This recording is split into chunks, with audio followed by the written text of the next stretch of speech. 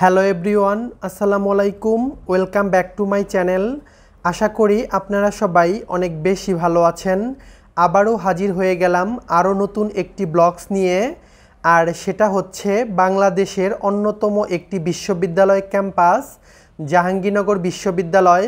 আপনারা অনেকেই হয়তো চিনে গিয়েছেন এই গেট দেখে যে এটা জাহাঙ্গীরনগর বিশ্ববিদ্যালয়। তো আমরা এখন বিশ্ববিদ্যালয়ে প্রবেশ করছি।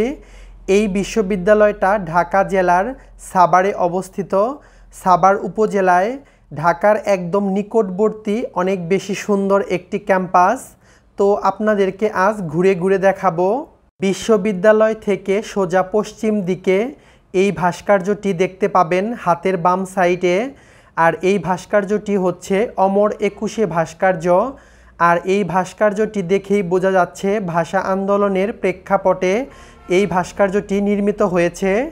আর সোজা সামনের দিকে গেলেই পেয়ে যাবেন শহীদ মিনার। আর এই শহীদ মিনারটা হচ্ছে বাংলাদেশের সবচেয়ে উঁচু শহীদ মিনার এবং বড় শহীদ মিনার, যেটা ঢাকার জাহাঙ্গীরনগর বিশ্ববিদ্যালয়ে অবস্থিত।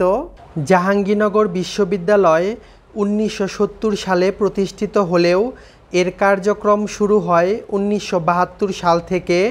তাই 30 লাখ শহীদের এই আত্মত্যাগের আবেগও জড়িয়ে আছে এই বিশ্ববিদ্যালয়ের সাথে। 52 ভাষা আন্দোলন ও 71-এর স্বাধীনতা যুদ্ধের স্মরণে এবং শহীদদের শ্রদ্ধা জানানোর জন্যই জাহাঙ্গীরনগর বিশ্ববিদ্যালয়ে প্রতিষ্ঠা করা হয়েছে দেশের সর্বোচ্চ এবং মনোমুগ্ধকর স্থাপত্য শৈলীতে সমৃদ্ধ এই শহীদ মিনার। এই শহীদ মিনারের স্থাপত্যকর্মে বিচিত্র হয়েছে এই ভূখণ্ডের ইতিহাস, প্রতিচ্ছবি ও গৌরবগাথা। ক্যাম্পাসের কেন্দ্রস্থল ও বিশ্ববিদ্যালয়ের কলা ও মানবিক অনুষদের একদম সামনে এই শহীদ মিনার মাথা উঁচু করে দাঁড়িয়ে আছে। এর চারপাশ দিয়ে চলে গেছে ত্রিকোণাকার রাস্তা, যা এই সুউচ্চ শহীদ মিনারকে করেছে আরও সৌন্দর্যমণ্ডিত। পুরো শহীদ মিনার প্রাঙ্গণটি সবুজ ঘাসে ও বাহারি রঙের ফুল গাছে আচ্ছাদিত। এছাড়াও রাস্তার পাশের উঁচু উঁচু বৃক্ষের ডালপালার আচ্ছাদনে বর্ণিল হয়ে ওঠে স্থানটি।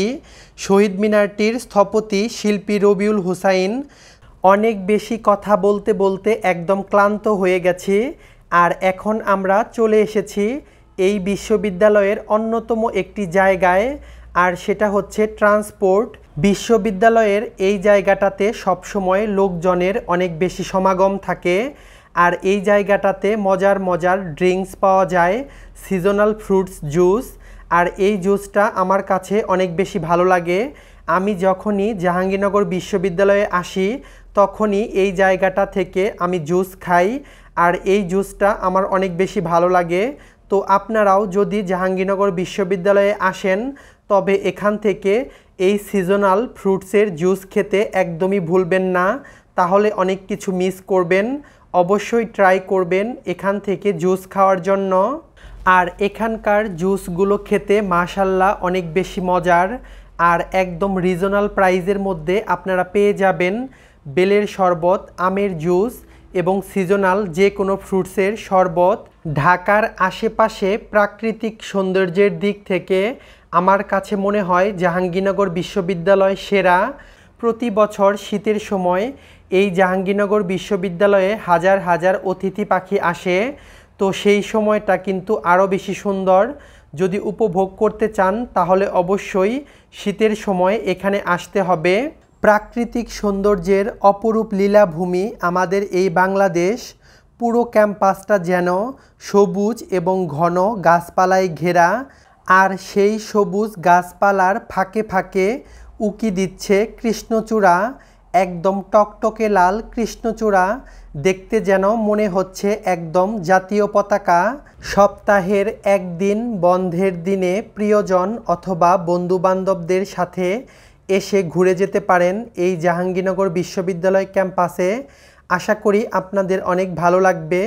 তো কেমন লাগলো আমার আজকের ব্লগস তা অবশ্যই নিচে কমেন্ট সেকশনে আমাকে জানাবেন। আপনারা আরও কী ধরনের ব্লগস দেখতে চান তাও আমাকে কমেন্ট সেকশনে জানাবেন। আমি চেষ্টা করব সেই ধরনের ভিডিও আপনাদেরকে উপহার দেওয়ার জন্য। ভিডিওটা ভালো লাগলে অবশ্যই লাইক, কমেন্ট এবং শেয়ার করবেন আপনার বন্ধুদের সাথে। আমাকে সাপোর্ট করার জন্য প্লিজ আমার চ্যানেলটাকে সাবস্ক্রাইব করবেন।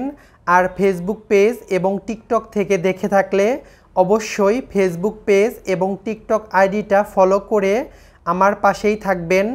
আবারও দেখা হবে নতুন কোনো ব্লগে।